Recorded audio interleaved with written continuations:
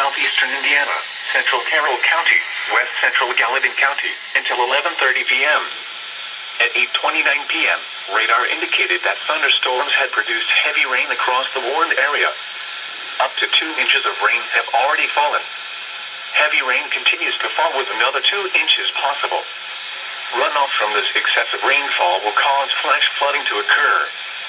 Some locations that will experience flooding include Carrollton, Beatty, Warsaw, Florence, Ghent, Prestonville, Brooksburg, and Ridge, Braytown, Center Square, Locust, Markland, East Enterprise, General Butler State Park, Kirkus Grove, Mount Sterling, Jacksonville, and U.S. Route 42 at State Route 184.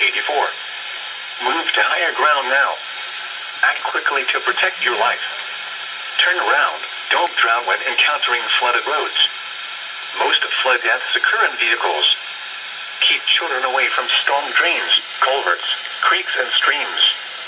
Water levels can rise rapidly and sweep children away. To report flash flooding, go to our website at weather.gov/ILN and submit your report via social media when you can do so safely.